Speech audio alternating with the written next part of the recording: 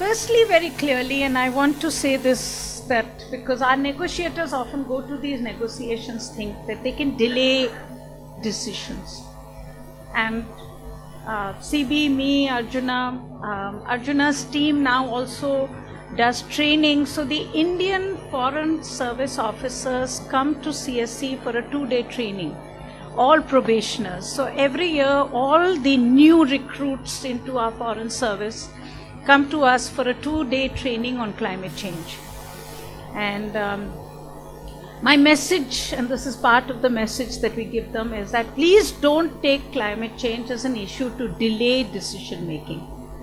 We are no longer in a stage to say that we should go to these negotiations to say nothing should come in Paris.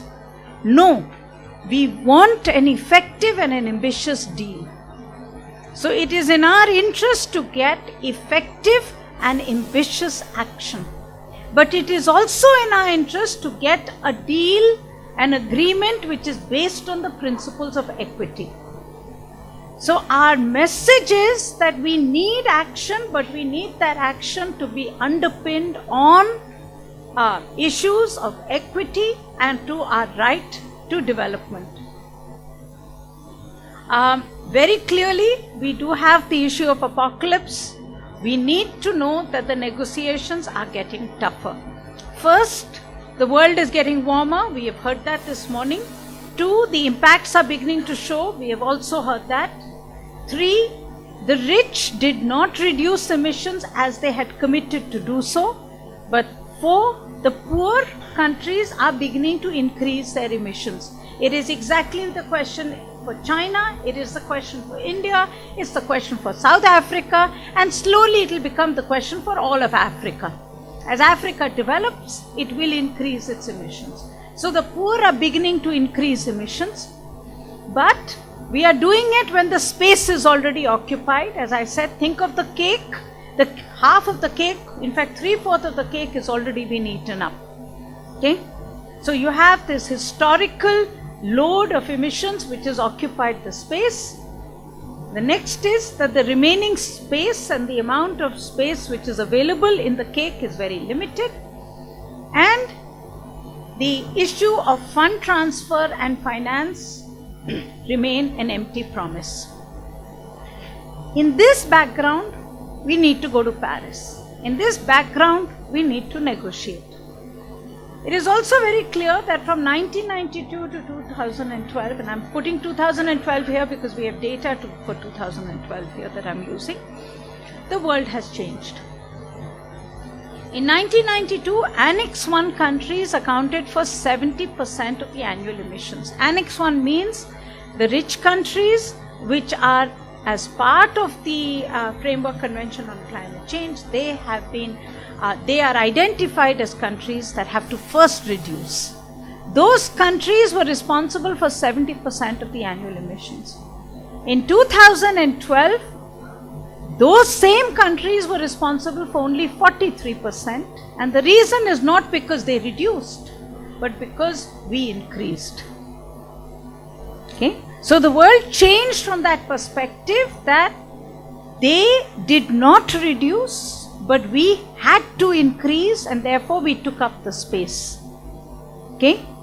And now the world has run out of space for the remaining countries to also increase their emissions. The other status between 1992 to 2012 is, as we've said in the morning, the emissions have increased 50%, concentration has increased, but, and this is what I want you to keep remembering, emissions have increased, concentration has increased, but the number of people without access to electricity remain more or less the same. So about 1.5 billion in 1992 and 1.5 billion in 2012 are the poor people in the world who do not have electricity even today. So emissions have increased, concentration in the atmosphere is increased, but there are very large numbers of people who don't have access. Now this is important for us to understand when we think about what is the history of the negotiations and where are we today. 1992, There was an agreement signed, as I said, it's called the Framework Convention on Climate Change. In short form, you will see the word UNFCCC. It's based on a certain principle, very important principle. They will reduce, we will increase, and that is why the word was termed common but differentiated responsibilities. The principles are as follows. There is a right to the global common. There is a historical responsibility of some to reduce. The right of development of all is circumscribed in the convention, and there is a responsibility to act based on finance and technology access. So even in 1992, it was agreed that countries like India would act, but it was agreed that we would act based on money and technology, which would allow us to do things differently. So the agreement was they would reduce, we would increase. We would, however, increase differently because we would get money and technology so that we could do development differently. That did not happen. What you got in 1998 was the Kyoto Protocol, which agreed a small target was set, 5.2 reduction of Annex I countries, the rich countries, between 2008 to 2012. A very important protocol, Kyoto Protocol. It's the only legally binding mitigation agreement still in the world. It's based on the principles of the convention that they will reduce first, we will reduce later. That was part of the agreement of 1992. However, the US walked out in 2001, calling it fatally flawed, and 2011, Australia, Japan, Russia, Canada all walked out. If you look at this, it shows you very clearly this was the Kyoto target of each one of the countries. This is what they have actually done. Look at Australia. Its target was to increase by 8%, and the reason it was given that was because it was allowed to take a lot of its forests and show that as part of its effort to, but it's increased by 56%. These are the way the Kyoto targets have played out in the world. The US was supposed to decrease by 7%, it's increased by 8.5% between in the Kyoto period, which is 1990 to 2008, 2012. So what happened then was that the United States essentially said that we will not join Kyoto. This is fundamentally flawed, and it set out 3 principles that it wanted. It wanted all countries to take action.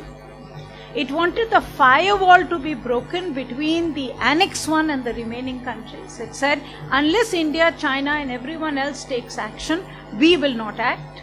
We don't accept the firewall between the developed countries and the developing countries.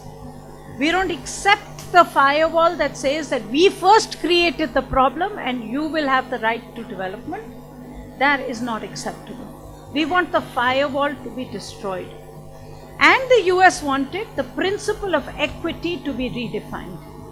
The principle of equity, as agreed in the Framework Convention on Climate Change, was that countries will take action based on their contribution to the problem. And the US wanted the term of equity to be erased and rewritten from their point of view, which meant everybody will take action. Those were the 3 things that the US wanted done. Between Copenhagen to Paris, they have effectively agreed to do this. The Indian government also agreed in UPA 2, so we cannot say that we were not part of it. We have also agreed. And as a result of it, the framework has changed. The principle of the firewall has been removed. Now it is universal commitment. Everybody will have to take action. The principle of historical has been erased, therefore, because that action is based on what you can do rather than based on your contribution to the creation of the problem. Okay? And so you have redefined the very concept of equity which was enshrined in the Framework Convention on Climate Change. Which is why when you see the posters upstairs, we call it the full Monty. It is no plan, no money, and no underwear. Why did you remove no underwear? Arjuna? I removed because I was giving this presentation at IIT. Come on, CP. IIT guys wear underwear also. Yeah.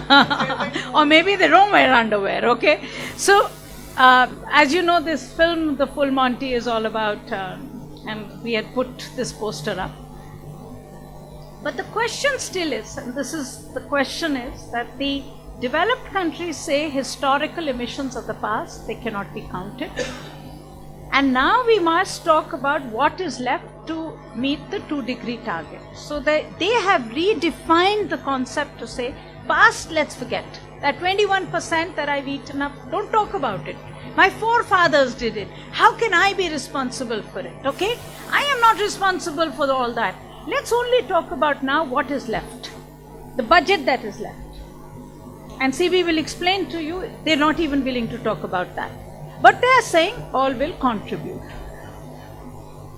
So, between Paris to Copenhagen to Paris, another, as I said, the one big framework change that has happened is that action will be based on will not be based on contribution to the problem. Action is now to be based on what countries will do, can do, will not do, whatever. Okay? It's called voluntary, it's called domestic, which is why, just think of the word it has been called. It can only be the best of UN legalese when I use these words. Intended, which means I will intend to do so. Okay? National, which means it will be determined by me nationally. Okay? And it's my contribution. It is not my target.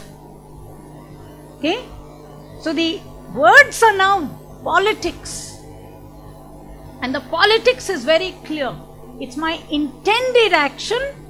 It has been nationally determined. It is not determined because of my contribution to the problem and therefore globally determined. It is nationally determined. And it is my contribution. It is not my target. In Kyoto, it was the reverse. In Kyoto Protocol, it is my target which has been given because of my contribution to the creation of the problem. That is my responsibility to fix. So they have erased responsibility, they have erased the idea of target successfully.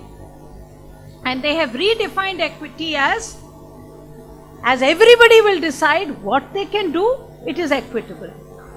That is how the Americans have told me to my face, our way is very equitable because we are not telling the Indians what to do. Okay? You decide whatever you want to do, which is not quite right, but that is how it is. The second is, and this is something which will come back in the evening session, so I want to leave this with you. This is a bottom-up formula. All countries will put up their INDCs, their intended, nationally determined contribution, and then it will be added up, and then the world will see whether it is below 2 degrees. So the way the formula now is that it's not top down. You don't decide, this is 2 degrees, to stay below 2 degrees, this is the budget I have. This budget needs to be allocated to people based on their contribution. Each country will be assigned what they need to do to reduce, and then each country will be given a target of what they have to do and have a global legally binding agreement that you will have to do it. Today in Paris it is a bottom-up formula which is said, it's bottom-up because everybody puts their numbers on the table and then you add it up to see is it below 2 degrees or not. They already know it is not. Okay? That they already know. The question now is what? So Paris is going to add up the numbers. It's already saying it doesn't add up. So now it is saying that this action will be reviewed. And that's the politics that you have to remember now. That's now the biggest politics in Paris. Because now the issue is, on what basis will you review it? Will you review it based on ambition? Will you review it based on equity? Will you say, how much am I supposed to do? because how much am I responsible for creation of the problem? Okay? And this is something that they want to avoid talking about completely and totally in Paris. What is the basis of the review? What the US plans to do and Europe wants to do now is that they've come up with these numbers. They will all go to Paris, and the French and the Americans are desperate to get a deal in Paris. It's Obama's legacy to the world. It's his last presidential COP that he will have. The French are determined that they should give Obama his gift, and so they will all go there and say, wonderful, we haven't got a 2-degree target, but we will get there tomorrow. We are going to review this in 5 years, sit back, and then each country will ratchet up their numbers to put more numbers on the table of what more they will do. This is where Africa has to remember, this is where India has to remember. Because when they come back to it 5 years later, we will need space to grow. And they will turn around to us and say, sorry my dear, it's all over. The party is over. Go home. Okay? You can't get your development now. So Paris is a critical forum to discuss our future right to development now. Okay. Lastly, obviously the big issue is money. Money is not coming. There is a Green Climate Fund which was agreed to.